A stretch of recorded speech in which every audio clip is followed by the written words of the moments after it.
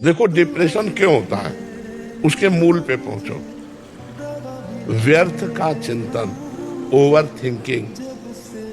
खास बात समझो, जब हमारे मन को कोई रास्ता नहीं मिल रहा है तो कभी दाएं कभी बाएं, कभी नेगेटिव कभी पॉजिटिव, वो सोचते सोचते सोचते सोचते अब शक्ति तो छीना ही हो रही, बढ़ रही नहीं, क्योंकि जगत का जो इतना चिंतन है ये शक्ति का ह्रास करता है और भगवान का चिंतन शक्ति को बढ़ाता है। तो अब भगवत चिंतन तो हो नहीं रहा, अब जागतिक चिंतन हो रहा है, शक्ति क्षीण होती चली जाती है और वो निर्णय करने की शक्ति खो बैठता है। अब वो डिप्रेशन में पहुंच गया। परमात्मा आनंद से उसका जो विवेक है वो काम करता है तो डिप्रेशन में नहीं जाने देता। अगर हमारी बात मान लो, जितने डिप्रेशन वाले हैं कुछ दिन दवा खाओ, लेकिन हमारी दवा ले लो, राधा राधा राधा राधा, और ठीक ना हो जाए तो हमें बता देना। अपना पुत्र हो या शत्रु हो, यदि आपकी हानि कर रहा है तो आपका पूर्वजन्म का हिसाब निपटा रहा है। कभी कभी शत्रु भी पुत्र बन करके आता है, बेटे के रूप में इतना बड़ा दुश्मन आता है कि जो पूरा सर्वनाश करके जीवन भर हमको जलन पैदा, वो हमारा शत्रु बन के आए। कभी कभी बाहरी इतना मित्रवत व्यवहार करता है कि बेटा भी नहीं कर सकता है। क्यों? क्योंकि वो कर्म का हिसाब हमें देने आया सुख का, और वो कर्म का हिसाब देने आया दुख का। शुभ और अशुभ कर्म का हिसाब चल रहा है, इसलिए नाम जप करो और उसको भोग लो, वो नष्ट हो जाएगा, आगे बढ़ जाओगे। ठीक है, नया कर्म मत करना, झगड़ा मत करना, तुम झगड़ा मत करना, प्रभु की तरफ देखते रहो, हिसाब किताब हो जाएगा।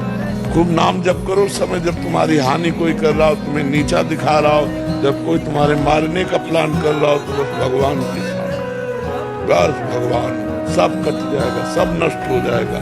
भगवान की स्मृति सब कुछ ठीक कर देती है, तो नाम जप करते रहो।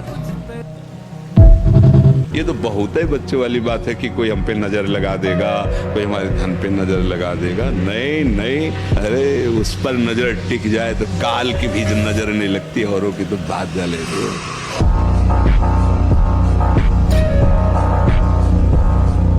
अपना पुत्र हो या शत्रु हो, यदि आपकी हानि कर रहा है तो आपका पूर्वजन्म का हिसाब निपटा रहा है।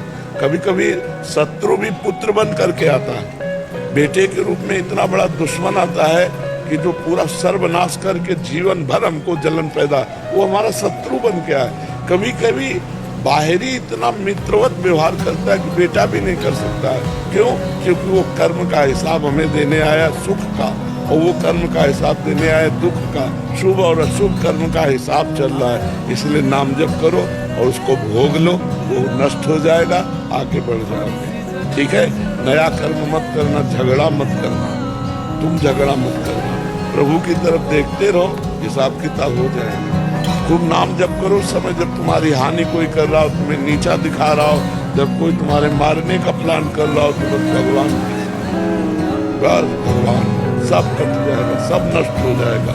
भगवान की स्मृति सब कुछ ठीक कर देती है, तो नाम जप करते हैं। आजीवन ब्रह्मचर्य और गृहस्थ में रहकर के बस सावधानी विशेष यही रखनी कि रिश्ते नाते संबंधी जन सब आते हैं, आपकी सैया आपकी ही केवल होनी चाहिए। उस सैया पे ना कोई रिश्तेदार, ना कोई नातेदार, ना कोई भी परिवार का सदस्य। देखो डिप्रेशन क्यों होता है, उसके मूल पे पहुंचो।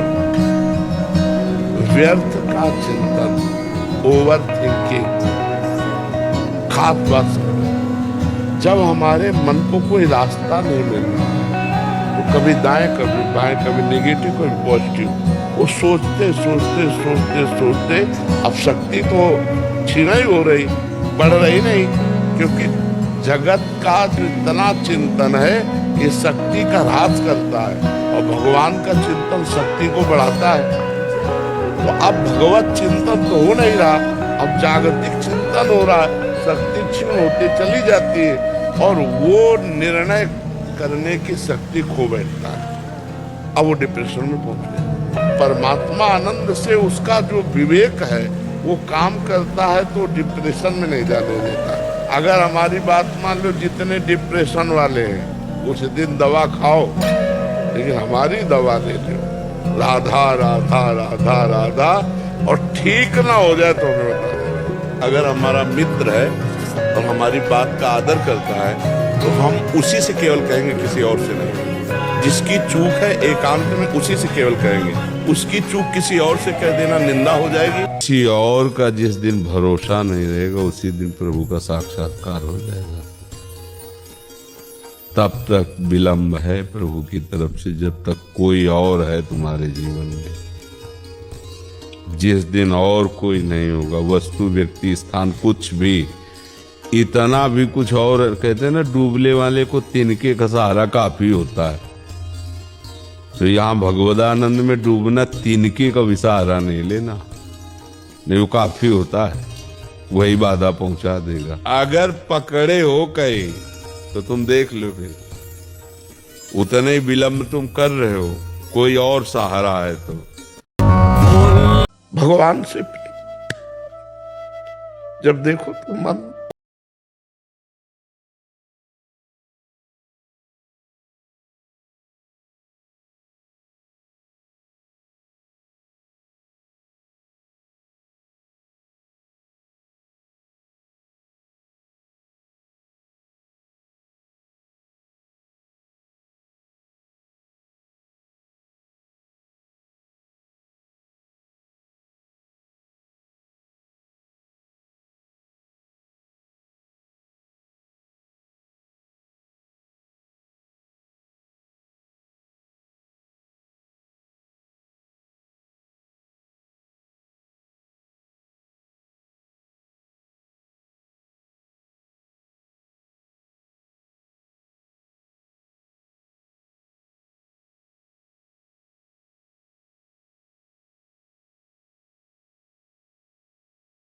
था बर्बाद हो गई तो आप सच्ची मानो ये केवल नौटंकी नाटक भक्ति का बुढ़ापे में होता है, भजन नहीं होता। हमारी बात को पकड़ लेना।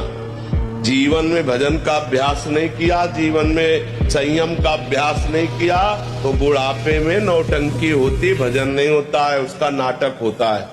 भजन करना कोई खिलवाड़ नहीं। जिंदगी में जवानी में बेविचार करते रहे, बहुत से माताओं बहनों की तरफ गंदी दृष्टि रखते रहे और बुढ़ापे में सोचो कि भजन हो जाएगा, हमको करके दिखा दे कोई। 92 वर्ष के आदमी को बेविचार के लिए प्रयासरत देखा गया। 92 वर्ष जीवन में कभी मन को संयम में रखने का अभ्यास नहीं किया तो 92 वर्ष में वही बच्चों वाली हरकत पाई गई ना। तो जो अगर जवानी में संयम में रहकर तुम सत्य मार्ग में नहीं चलोगे तो बुढ़ापे में तुम महात्मा नहीं बन जाओगे। चाहे कपड़ा बदल लो, चाहे देश बदल लो, उद्देश्य नहीं बदलने वाला। जिससे हमें नरक मिले, घोर दुख मिले, वही आचरण मेरे माता पिता ने, परिवार वालों ने सिखाया। बढ़िया धन कमाने लायक बनो, सुख सुविधाएं एकत्रित करो, हमें खूब भोग सामग्री प्रदान करो। यही कभी नहीं बताया कि धर्म किसे कहते हैं, सत्य किसे कहते हैं, भगवान कौन है, जितेंद्रियता किसे कहते हैं, ब्रह्मचर्य किसे कहते हैं, संयम किसे कहते हैं। खुद को पता नहीं तो क्या बताएंगे। बाद में जब डंडा चलाते हो, घर से निकालते हैं, तब बोले कि ये कर्तव्य तो बालक का नहीं होना चाहिए। तो तुमने अपने माता पिता होने का कर्तव्य निभाया, वही राक्षसी बुद्धि उसमें भरी। भजन कर रहा है, कहीं भगवान का भगत न बन जाए। भगत बन गया तो भी सारी कामनाओं में आग लग जाएगी, हमारे किसी काम का नहीं रहेगा, तो उनकी धमकी आने लगी। अगर कल से माला लेके बैठे तो हम ऐसा कर लेंगे। अगर वो सतमार्ग सुनकर चलने लगे तो रोकने के लिए जरूर प्रयासरत। सैकड़ों ऐसे हमारे पास प्रश्न आते हैं। पहले तो आप रोइए मत, किसी भी पीड़ा में रोइए। रोना है तो प्रभु के प्यार में रोइए, बस। ये आंसू केवल प्रभु के प्यार के लिए नहीं, हर परिस्थिति को सहने के लिए तैयार रहो। भगवान के जन हो, ऐसे छोटी मोटी बात आई रो दिया बच्चों की तरह नहीं। 100 बार गिरेंगे फिर भी हम चढ़ाई करेंगे इस पर। इसका अभ्यास है हमको नष्ट करने का। तो आज से हम प्रण लेते हैं कि तू हमें कितनी बार गिराएगा। अविनाशी का बच्चा हूं, अविनाशी ही हूं। शरीर बदलते रहेंगे लेकिन हम तेरे को देख लेंगे, एक दिन तुम जीत जाओगे। बस ये होता है कि हम लोगों को आत्मबल छीन हो गया विषयों से, तो लगता है हमारे बस की बात नहीं। साधु महात्मा कोई जीत सकता है? साधु महात्मा आकाश से थोड़ी उतरते हैं, माँ के गर्भ से ही पैदा होते हैं। वो अपने चिंतन को सबसे समेट कर एकमात्र भगवान में लगाता है, तभी जयति जब उच्चते तभी उसको नमस्कार करते, उसे प्रणाम करते हैं।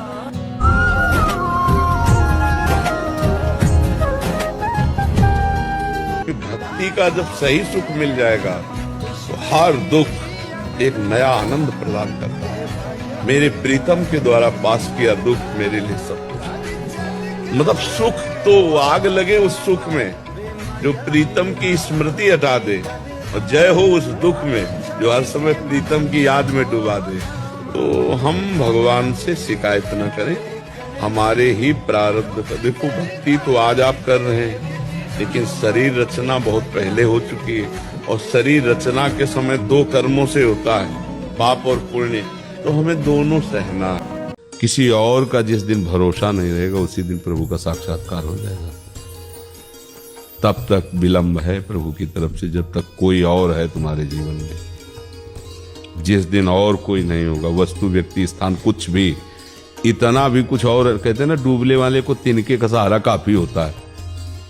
तो यहां भगवदानंद में डूबना तिनके का भी सहारा नहीं लेना, नहीं वो काफी होता है, वही बाधा पहुंचा देगा। अगर पकड़े हो कहीं तो तुम देख लो, फिर उतने विलंब तुम कर रहे हो, कोई और सहारा है तो ये अवस्था बर्बाद हो गई।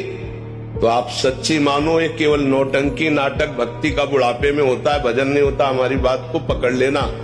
जीवन में भजन का अभ्यास नहीं किया, जीवन में संयम का अभ्यास नहीं किया, तो बुढ़ापे में नौटंकी होती, भजन नहीं होता है, उसका नाटक होता है। भजन करना कोई खिलवाड़ नहीं। जिंदगी में जवानी में बेविचार करते रहे, बहुत से माताओं बहनों की तरफ गंदी दृष्टि रखते रहे, और बुढ़ापे में सोचो कि भजन हो जाएगा, हमको करके दिखा दे कोई। 92 वर्ष के आदमी को बेविचार के लिए प्रयासरत देखा गया। 92 वर्ष जीवन में कभी मन को संयम में रखने का अभ्यास नहीं किया, तो 92 वर्ष में वही बच्चों वाली हरकत पाई गई ना। तो जो अगर जवानी में संयम में रहकर तुम सत्य मार्ग में नहीं चलोगे, तो बुढ़ापे में तुम महात्मा नहीं बन जाओगे। चाहे कपड़ा बदल लो, चाहे देश बदल लो, उद्देश्य नहीं बदलने वाला।